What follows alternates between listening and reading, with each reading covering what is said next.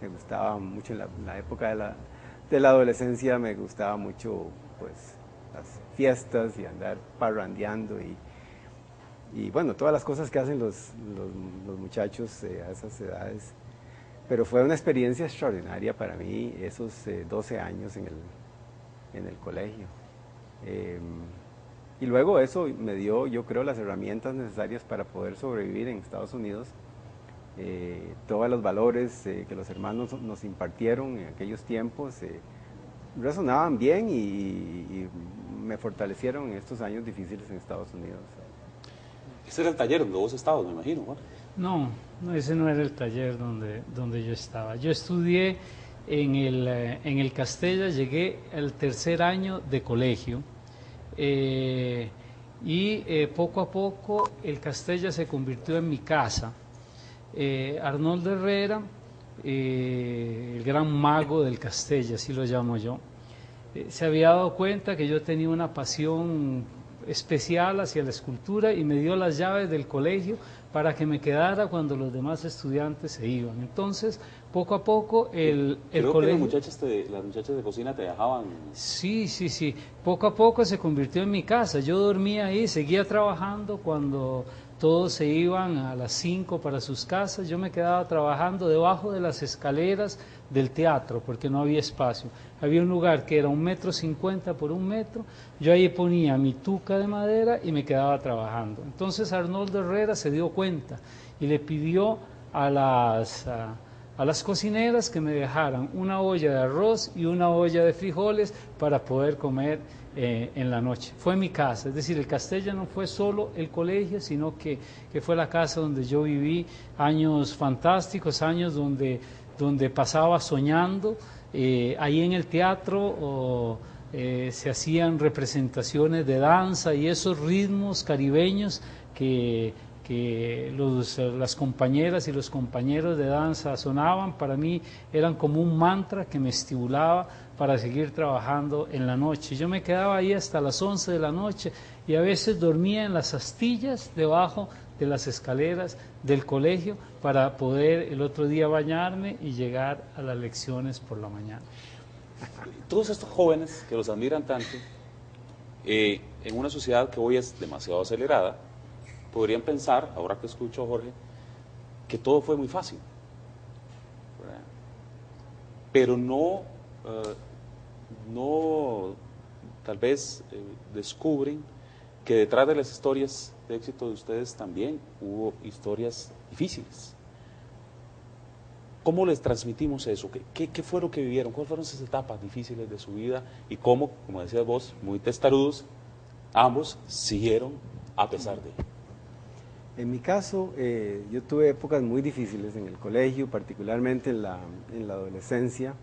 Era un periodo de rebeldía, de dificultad de comunicación con los adultos. Y yo creo que la paciencia de de mis padres y la paciencia de los profesores, maestros que yo tenía, algunos de ellos incidieron mucho en mi vida. Eso fue una forma mediante la cual yo pude sobrevivir.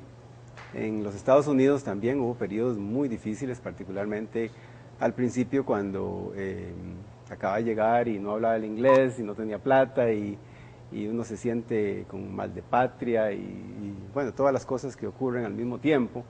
Y por dicha que no tenía el boleto de regreso, porque mi papá en su infinita sabiduría me había dado solamente un boleto de ida, no de ida y de vuelta. Entonces, sabiendo muy bien que si yo tuviera el boleto de regreso, hubiera sido muy fácil para mí regresarme. Claro, nunca me abandonó, es decir, en el sentido de que si yo hubiera escrito, en aquellos tiempos no había internet, no había correo electrónico y no era tan fácil llamar por teléfono, entonces había que hacer cartas para poder enviar mensajes y esas duraban mucho tiempo. Entonces el regreso no hubiera sido fácil si lo hubiera querido hacer y yo creo que eso también me ayudó a mantenerme y poder sobrellevar esas épocas difíciles. Jorge. Sí, todos hemos tenido épocas difíciles. Yo me fui con $200 en la bolsa para Italia, Nos fuimos con un boleto, ida y regreso, mi esposa y yo nos casamos y nos fuimos. ¿Vos tenés el de regreso? Yo tenía el de regreso, que me lo había dado el gobierno italiano porque teníamos una beca de estudio que duraba 7 meses para estudiar la técnica del mármol en Carrara. Encontré en La Nación un pedacito así chiquitito que decía: la embajada italiana ofrece becas para estudiar la técnica del mármol. Me presenté en la embajada, di los documentos y me dieron esa beca, que era solo de $200, nada más, no teníamos nada más, y duraba 7 meses. En ese periodo yo tenía una filosofía: mientras los demás bailan, yo trabajo; mientras los demás ríen, yo trabajo; mientras los demás viajan, yo trabajo. Y después de 7 meses tenía montada una exposición en donde empecé a vender las primeras cosas que me permitieron. Si yo ganaba 100, 80 era para invertirlo en mi trabajo y 20 para vivir. Y un día me reuní con mi esposa: ¿qué hacemos? Tenemos aquí los boletos, si no nos regresamos para Costa Rica los perdemos. Nos vimos a los ojos y yo cogí los boletos y los rompí. Digo, ya no tenemos ni plata para regresar ni boletos, nos tenemos que quedar. Y ese fue un periodo muy difícil, fueron 10 años muy difíciles, comiendo chayotes y frijoles blancos por la mañana, el almuerzo y la cena, en algunos casos, porque era así.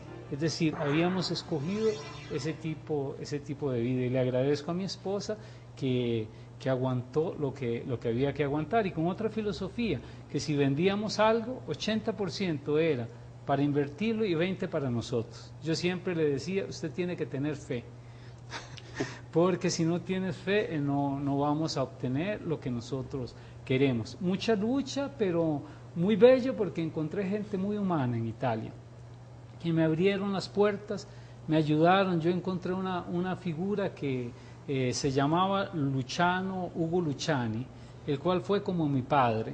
Él le decía a sus propios hijos que yo tenía la sangre de él, que ellos no la tenían, así enfrente, porque me quiso como un padre y me ayudó, me creó condiciones, me ayudó mucho sobre la vida, a entender cosas de la vida y a luchar para obtener los ideales y los sueños. Hay, ahora que escuchaba a los jóvenes, ellos siempre van a escuchar el consejo más si viene de ustedes. Conociendo esta etapa, hubo etapas difíciles, hubo etapas lindas, hoy transitan por una etapa muy bonita. ¿Cuál es ese mensaje que le deberíamos de dar, o le deberían de dar ustedes a los jóvenes? ¿Cuál es ese sentimiento del cual ellos tienen que impregnarse? En el caso, tal vez en mi experiencia, es un mensaje de perseverancia, de mantenerse en una ruta en la dirección del sueño que el joven o la joven está buscando. Y el mensaje tal vez no es solamente para los jóvenes, sino para los padres y los adultos, todas esas personas que tienen tanta influencia en moldear a esa persona que se está formando, que tal vez es más importante aún que el joven mismo, ¿no? Sino lo que lo rodea. Yo creo que todos los chiquillos, cuando nacemos, venimos de fábrica con todo tipo de ideas y todo tipo de imaginación, y estamos listos para explorar y tenemos sueños y todo eso, y poco a poco esas llamitas se van apagando, tal vez a medida que vamos creciendo, por la influencia del medio ambiente, la influencia de tal vez personas, para bien o para mal.